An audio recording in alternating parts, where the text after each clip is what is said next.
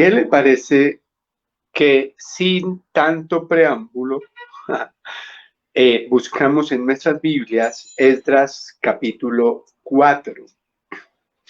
Esdras, el capítulo 4 de Esdras. Amén. El capítulo 4 del libro de Esdras. Y vamos a continuar con nuestra serie acerca o hablando, meditando, pensando en la reconstrucción de nuestra iglesia, de nuestro templo. Y hoy, como bien lo mira allí en la diapositiva, vamos a hablar acerca de los enemigos de la obra. Muy bien. Vamos a orar al Señor entonces. Vamos a pedirle a Él, aclamarle con el corazón en esta hora. Padre, muchas gracias te damos el día de hoy. Aquí estamos pidiéndote una vez más, nuevamente, que tú bendigas nuestras almas con tu palabra bendita. Que tú, por favor, la mañana de hoy, Señor, allá donde cada hermano se encuentra, le estés hablando a su corazón, le estés hablando a su alma, le estés hablando a su vida, Padre. Oh Dios de gloria, ahora que estamos en estos tiempos meditando acerca de reconstruir tu obra, de comenzar de nuevo tu obra, Padre Santo, o al menos las reuniones presenciales, estamos pidiendo tu respaldo y tu ayuda en esto, Señor. Estamos pidiendo que nos colabores, Padre Santo, que podamos tener un buen reinicio, Señor, y que de aquí en adelante no tengamos que parar, sino que sigamos y sigamos, Señor, y seas tú, Padre Santo, proveyendo todo lo que se necesita, oh Dios bendito, para el bienestar de tu obra, para el avance de tu obra, Señor. Mientras tanto, prepara nuestro corazón para que cuando recomencemos lo hagamos con toda la buena disposición del caso. Eso solo se logra a través de la presencia de tu Espíritu Santo en nuestra vida. Te doy muchas gracias, Padre. Te alabo a ti, Señor, en esta hora y te engrandezco. En nombre de Jesús, amén y amén. Muy bien. Vamos entonces a hablar este día acerca de los enemigos de la obra de Dios. Figúrese que, para comenzar una historia, una vez estaban tres hombres allí a punto de pasar un río. El río estaba muy caudaloso, pero no tenían nada para pasar. Entonces, uno de ellos le dice al Señor: Señor, dame la fuerza para pasar este río. Y Dios le dio la fuerza y se tiró al río, hermano. Y duró 6 horas en pasar el río, pero lo pasó al final. Bueno, el otro le dijo al Señor: Señor, dame la fuerza y las herramientas para pasar este río. Y bueno, el Señor le proveyó un bote. Y el hombre subió al bote y ¡pum! 45 minutos pasó el río caudaloso.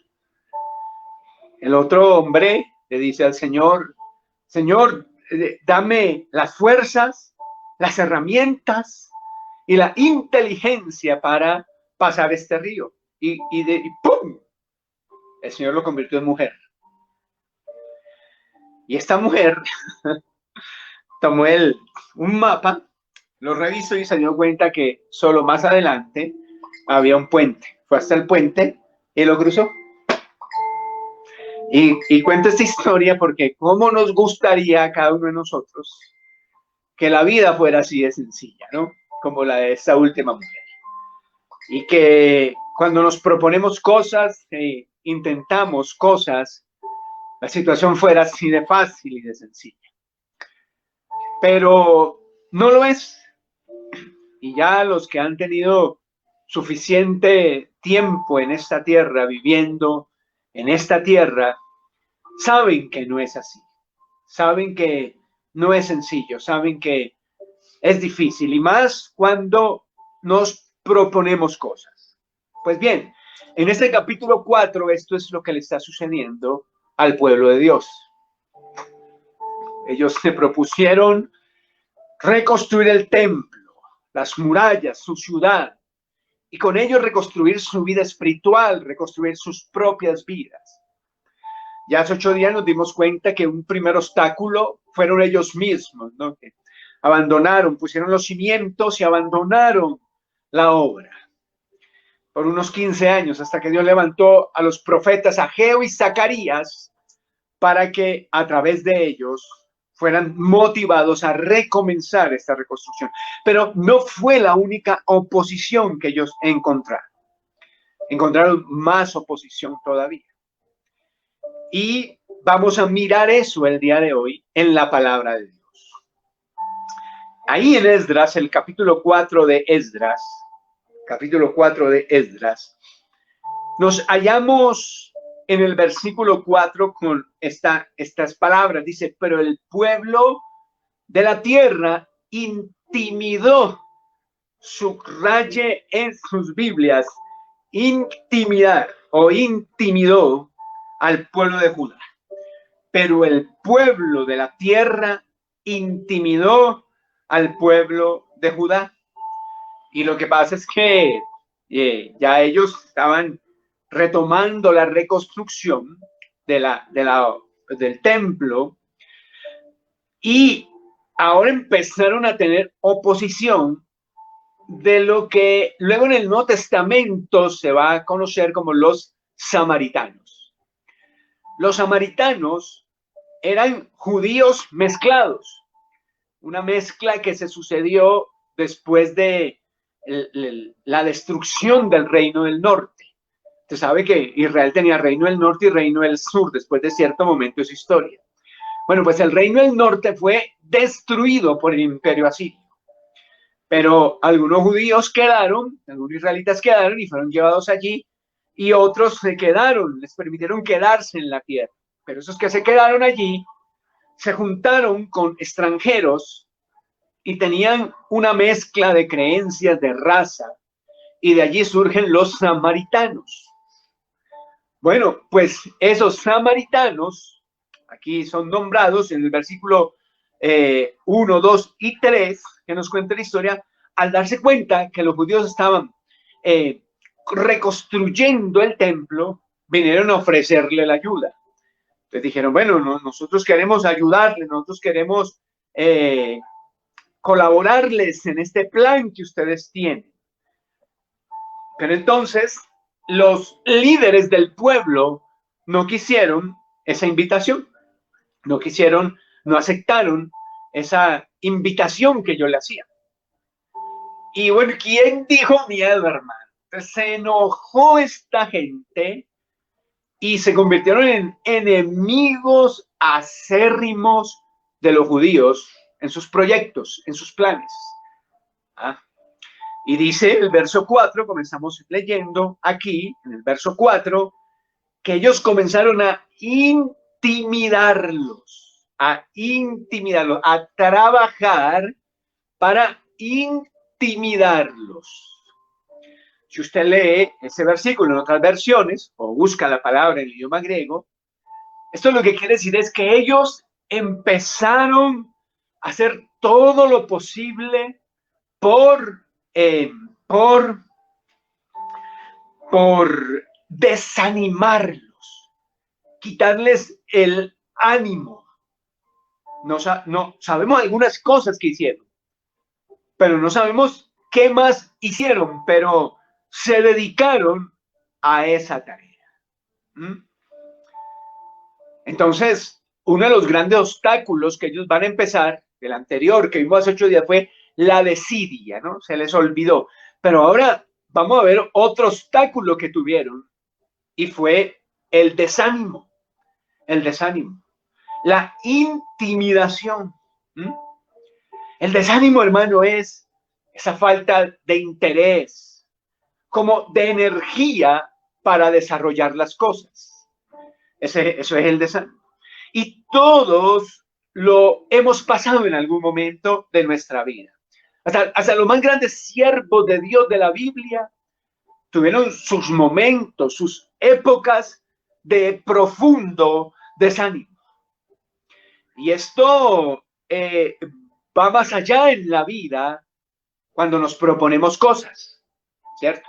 Cuando nos ponemos una meta, nos demarcamos un derrotero a seguir en la vida y empiezan a aparecer los obstáculos, las dificultades, los problemas. Es casi que normal que empecemos a sentir ese golpe en el alma, ese golpe en el corazón que nos hace desanimarnos, Cuando los problemas son muchos en la vida, cuando las dificultades son muchas en la vida, como en este caso, empezamos a desanimarnos. Ahora, quiero dejarle algunas cosas muy prácticas por si hoy se está sintiendo desanimado. O por si de pronto ahora que retomemos nuestro caminar, al menos digamos, es que no me gusta usar, o estuve meditando como que reconstruir, bueno, sí hay cosas que han estado mal, ¿cierto? Pero en últimas nosotros hemos seguido haciendo la obra de Dios, con los métodos que tenemos, las maneras que tenemos, pero tenemos un proyecto ahora, ¿no? Y tal vez no sea tan radical como reconstruir, pero sí levantar la obra de Dios. Y de pronto en ese transcurso de cosas nos van a suceder cosas, nos van a suceder situaciones, vamos a tener problemas que pueden llegar a golpearnos fuertemente, a quitarnos el ánimo en ese momento. Además de todas las que ya hemos tenido que vivir. Pero si hoy se siente desanimado, o si tal vez en el futuro se va a sentir desanimado en su vida, en su ministerio, en nuestro proyecto de levantar nuestra iglesia, entonces vamos a ver algunas cosas prácticas, 4 cosas prácticas que hacer. La primera de ellas es que uno debe aceptar el hecho, aceptar el sentimiento, ¿cierto? Aceptar el sentimiento, aceptarlo. No podemos negarlo porque para vencer algún sentimiento desagradable que tenemos en nuestra vida, entre ellos el desánimo, es necesario aceptarlo. Porque al aceptarlo me convenzo, asumo que lo tengo y es el primer paso para vencer. Debe uno ser sincero con uno mismo, con su familia, con sus compañeros de ministerio y poder decirle a alguien si en realidad he estado desanimado, me he sentido triste, me he sentido muy golpeado en este tiempo. ¿Cierto? Lo segundo es que hay que luchar contra el desánimo, pero día a día. Cuando se levante, o ahorita en este momento, o mañana cuando se levante y usted esté viviendo una temporada de desánimo, no diga, bueno, esto pasará algún día, en una semana, en un mes, hay que dejarlo correr. ¿Cierto? No, sino que diga, hoy, como las misericordias de Dios son nuevas cada mañana, hoy voy a trabajar por vencer el desánimo. Hoy daré pasos, hoy daré pequeños pasos para vencer el desánimo, para salir adelante de esto que estoy sintiendo.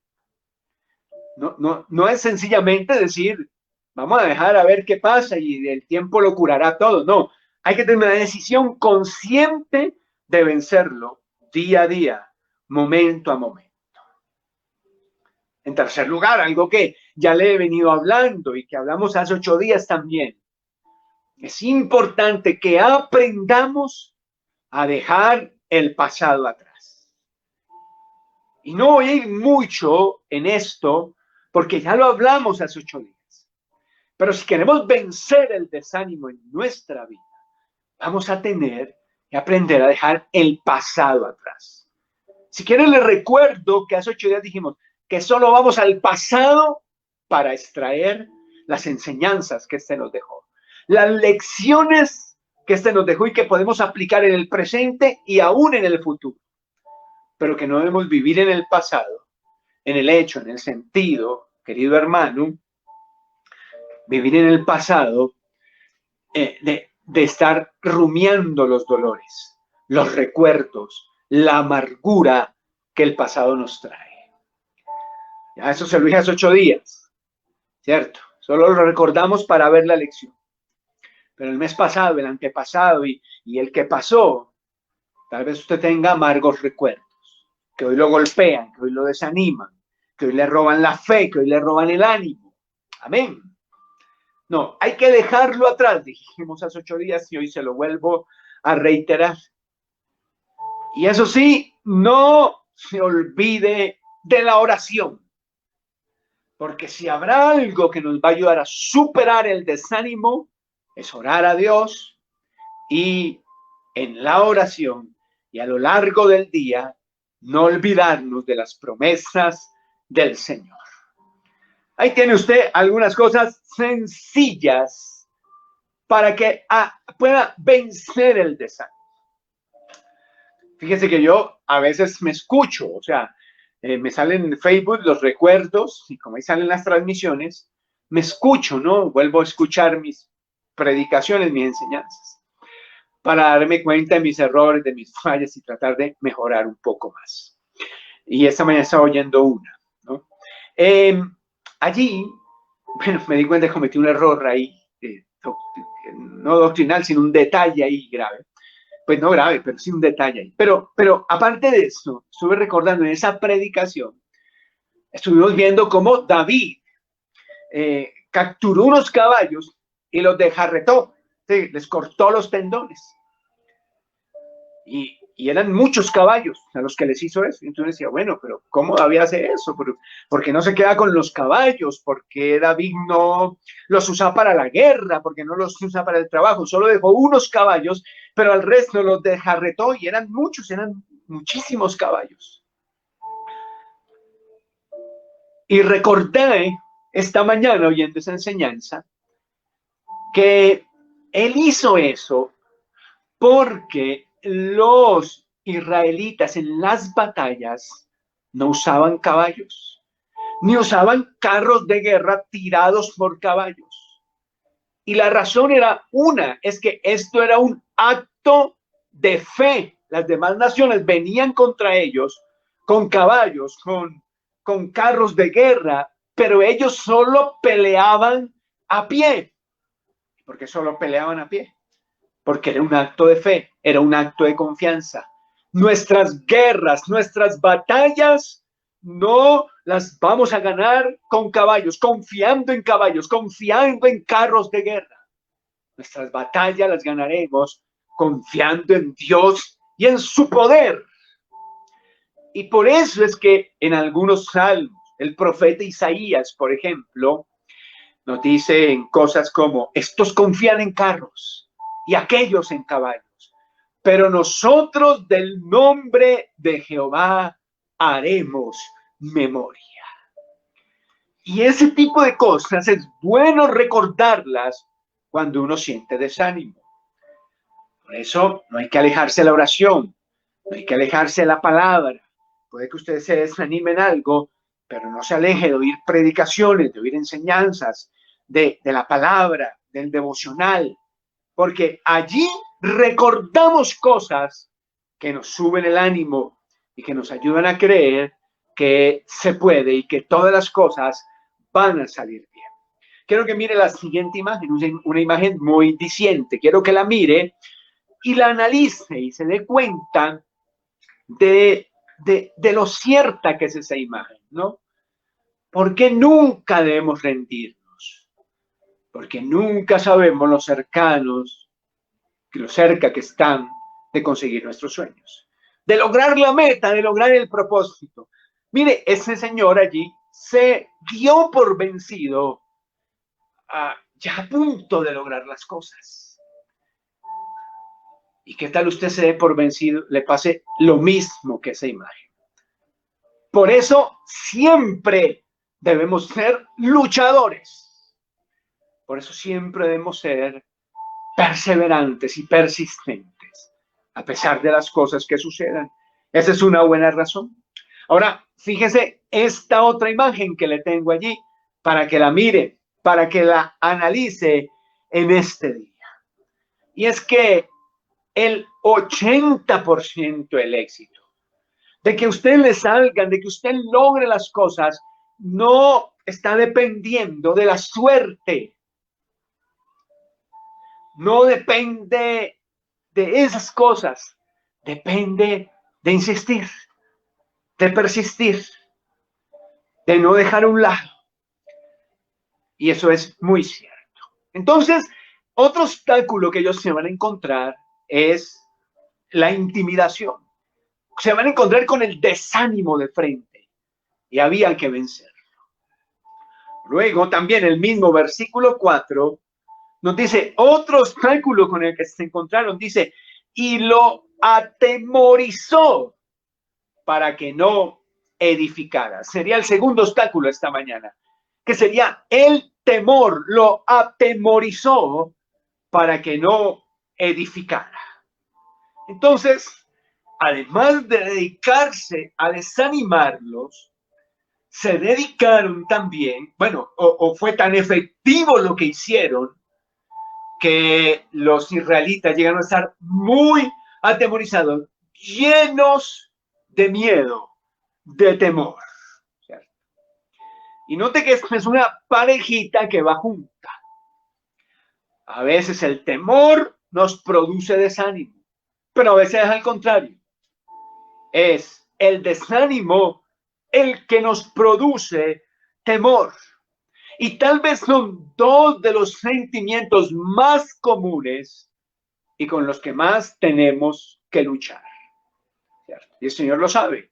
Y por eso tantas veces en la Escritura, Él nos está diciendo, no temas, no tengas miedo, no temas, no tengas miedo, confía. Bueno, no lo repite hasta el cansancio, pero aún así, muchos de nosotros aún tenemos que lidiar con fuertes sentimientos de pesimismo, de temor y de desánimo en nuestro corazón. Contra ese sentimiento de inquietud, ese sentimiento de angustia que nos hace huir de aquello que consideramos peligroso. Ahora, el temor, bendito sea Dios, no siempre es malo. Por el temor es que usted no ha resultado electrocutado por ahí, ¿no? Porque usted le tiene temor a la electricidad. Y sabe que donde llegue a agarrar dos cables, hasta morirse se puede. O quedar mal, o pegarse un susto, bueno, bien bravo. Porque usted tiene temor, es que no lo han atropellado por ahí en la autopista. Porque usted, si no hay un puente, usted mira muy bien para los lados porque tiene temor de ser atropellado. Entonces, el temor a veces nos autopreserva y es bueno, pero muchas veces el temor, hermano, nos estresa, nos daña. El otro día estaba oyendo a un médico en una conferencia y decía que un minuto de estrés, o sea, de inquietud, de temor, baja el sistema inmunitario 6 horas. Figúrese.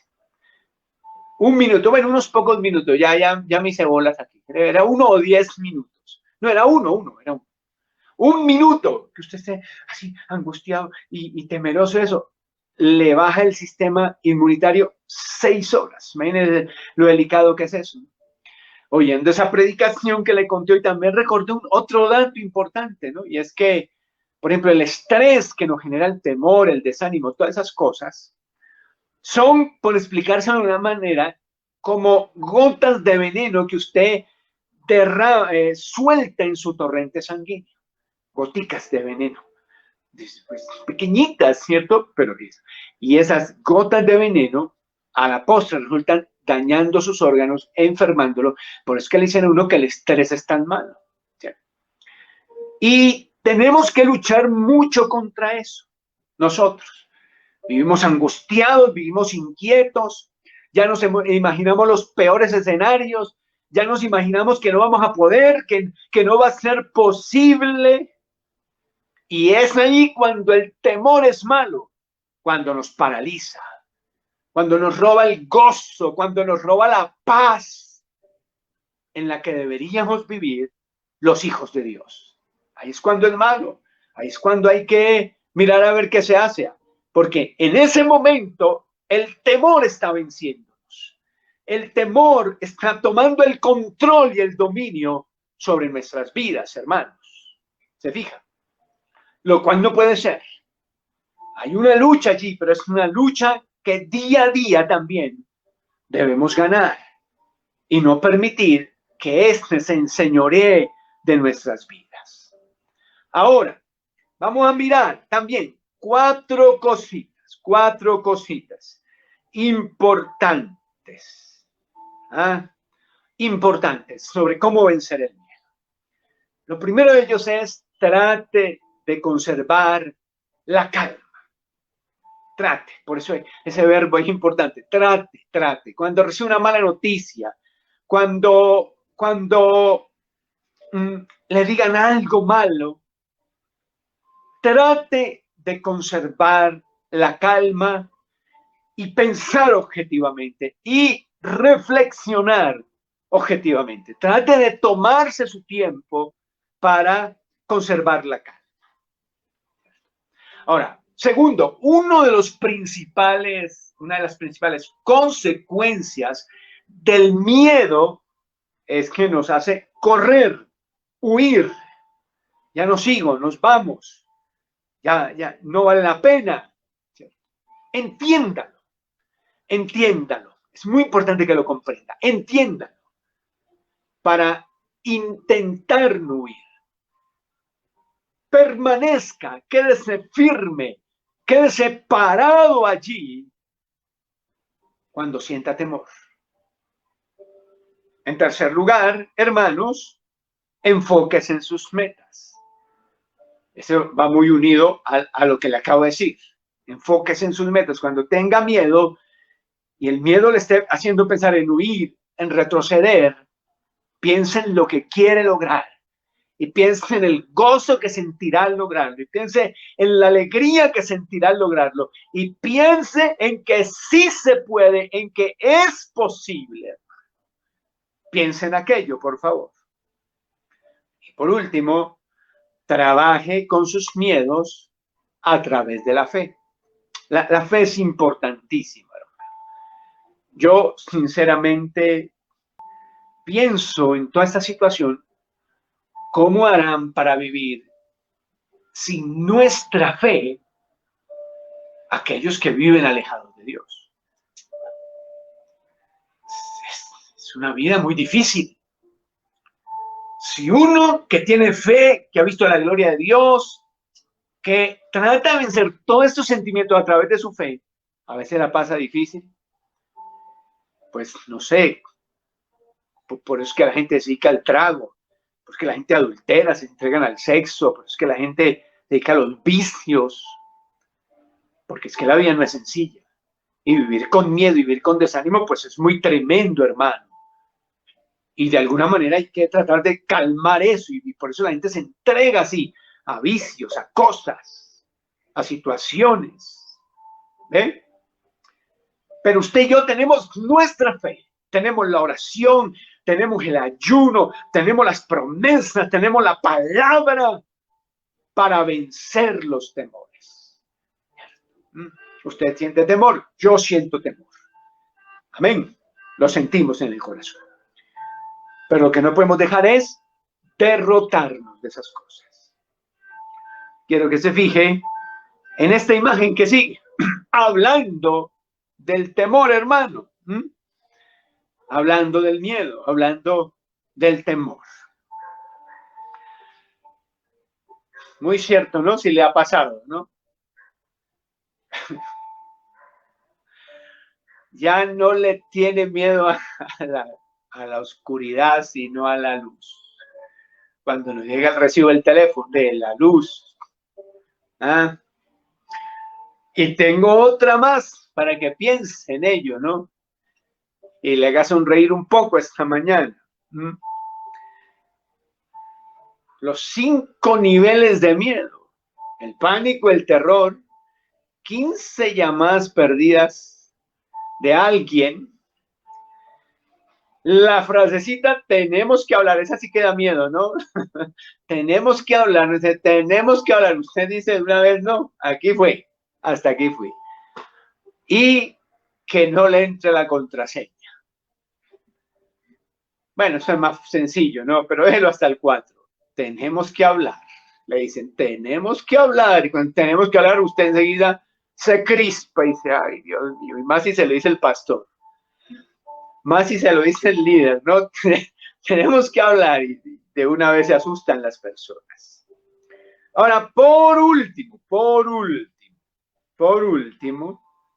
tenemos en el versículo, miremos 5 y 6, el último obstáculo de esta mañana. Y es, sobornaron además contra ellos a los consejeros para frustrar sus propósitos todo el tiempo del rey de Persia y hasta el reinado de Darío, rey de Persia. Y en el reinado de Asuero, en el principio de su reinado, escribieron acusaciones contra los habitantes de Judá y de Jerusalén. Ese versículo 5 y 6 nos dicen que esta oposición de los samaritanos y de los extranjeros que vivían allí no fue cuestión de un día, ni de 10, ni de meses, imagínense. Eso fue un montón de tiempo. Leí por ahí que son alrededor de 100 años de oposición. Porque si empezaron en el reinado de Ciro y aún esa oposición continúa hasta el reinado de Asuero, esos son más o menos 100 años de oposición. Es una cosa tremenda, 100 años de enemigos, 100 años de problemas ahí. ¿Ah? Y entonces, luego ahí nos dice que dos cosas hicieron ellos para oponerse. Uno, sobornaron a dignatarios del imperio para que les pusieran trabas, problemas, dificultades. Pero otra también nos dice allí fue, versículo 6, calumniar, escribir acusaciones calumniosas. Por ejemplo, versículo 11 al 16 nos habla de una carta escrita a Artajerjes de parte de esta gente. Mire lo que decían ahí. Y esta es la copia de la carta que enviaron al rey Artajerjes, sus siervos del otro, tus siervos del otro lado del río te saludan. Sea notorio al rey que los judíos que subieron de ti a nosotros vinieron a Jerusalén y edifican la ciudad rebelde y mala. Mire, esa era una fuerte acusación. La ciudad rebelde y mala, y levantan los muros y reparan los fundamentos. Y ahora sea notorio al rey que si aquella ciudad fuere reedificada y los muros fueren levantados, no pagarán tributo, impuesto y rentas, y el erario de los reyes será menoscabado. Siendo que nos mantienen del palacio, no nos es justo ver el menosprecio del rey, por lo cual hemos enviado a hacerlo saber al rey. Para que se busque en el libro de las memorias de tus padres, hallarás en el libro de las memorias y sabrás que esta ciudad es ciudad rebelde y perjudicial a los reyes y a las provincias, y que en el tiempo antiguo formaban en medio de ella rebeliones, por lo que esta ciudad fue destruida. Hacemos saber al rey que si esta ciudad fuera reedificada y levantados los muros, la región de más allá del río no será tuya. Y entonces los calumniaron, chismearon de ellos, inventaron cosas como oposición, ¿cierto? Entonces, aquí nos habla de una de las cosas que ellos hicieron para desanimarlos y para atemorizarlos. Y usaron su lengua. Usaron su lengua. Ahora, si usted se da cuenta, la lengua sí que desanima. La lengua sí que nos atemoriza. Lo que oímos decir a otros, ¿cierto? Lo que oímos decir a otros. Lo que nos dicen otros a nosotros directamente, lo escuchamos. Y enseguida empiezan el desánimo. Enseguida empiezan los temores.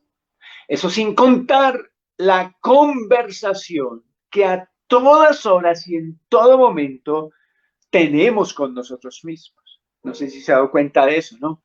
Desde que usted se levanta hasta que usted se acuesta, solo descansamos mientras dormimos y a veces ni ahí porque empezamos a soñar barbaridades.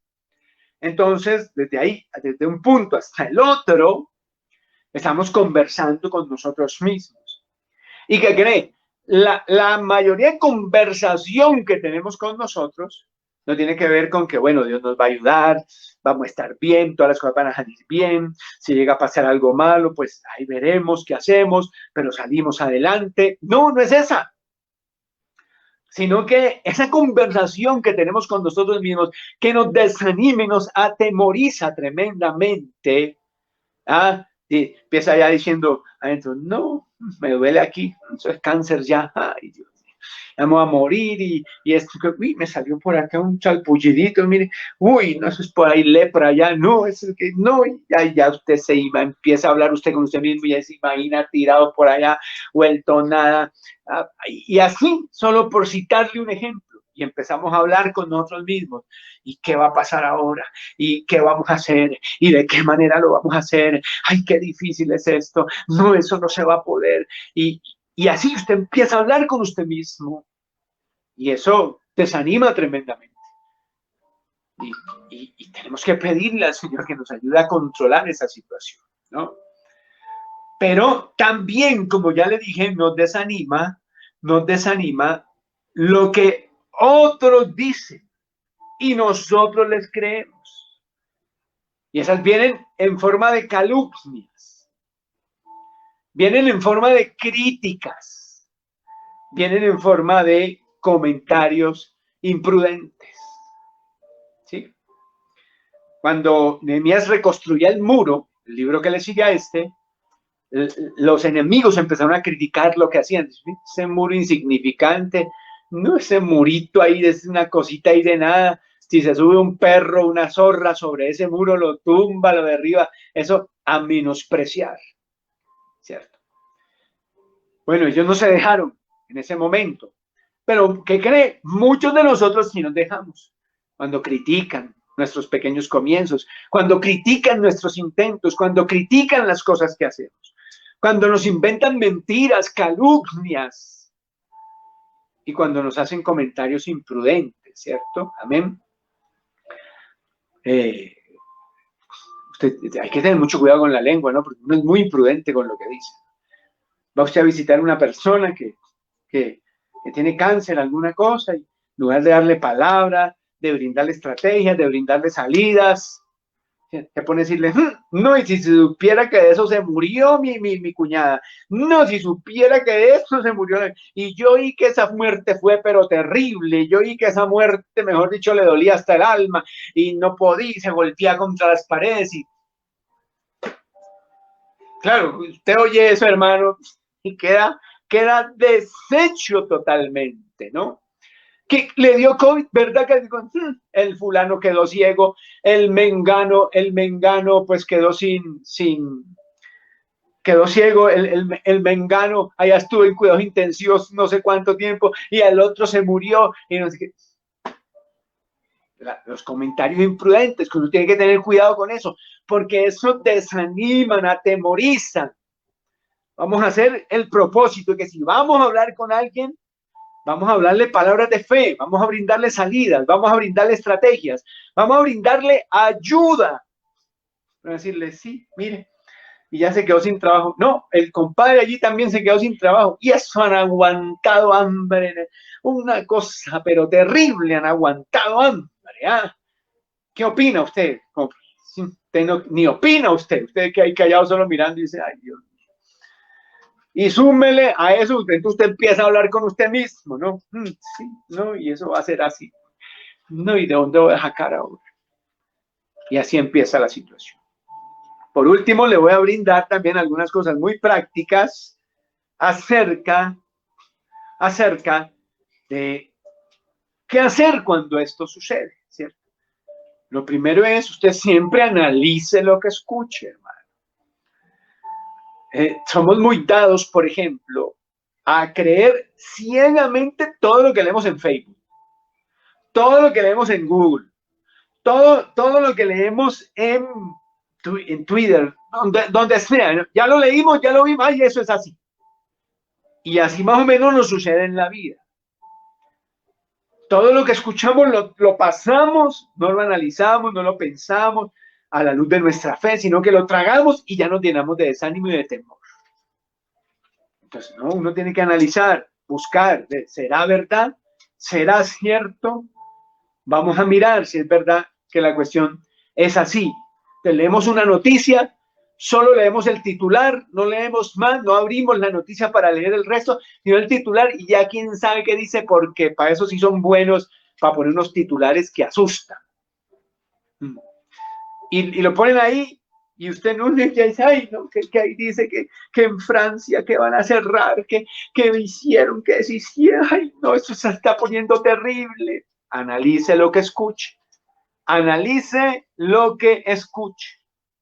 Número 2, mire, apréndase, no le dé tanta importancia a lo que otros digan. ¿Qué le importa, hermano? ¿Qué le importa lo que otros digan? Hay ocasiones donde hay que escuchar lo que otros dicen de nosotros, sobre todo cuando son varias personas que están de acuerdo en aquello. Es que ya varias personas le han dicho lo mismo, entonces hay que escuchar. Pero la mayoría de veces, calumnias, chismes, críticas infundadas, hermano. Gente que conoce solo una parte de la realidad, pero no la conoce toda. Y entonces, pues, hablan a partir de allí. No le dé tanta importancia, no le pare bolas, dice la abuela. No le pare bolas a eso, no le pare bolas a eso. ¿Cierto?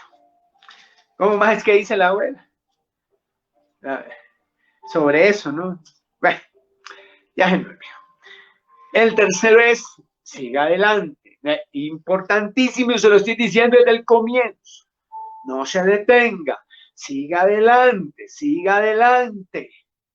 Y lo más importante de todo es que usted debe descubrir lo que Dios dice acerca de esa misma situación. No, que el médico dice no sé qué, bueno, eso dice él, pero ¿qué dice Dios? Que el abogado dice que no sé qué, eso dice él, pero ¿qué dice Dios? Que el fulano, el mengano dijo de mí, dijo del otro, dijo de aquello, está bien, pero ¿qué dice Dios?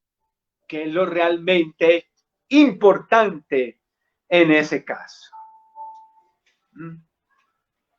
Ya me acordé, la abuela dice, eso no le para bolas, eso a palabras necias, oídos sordos.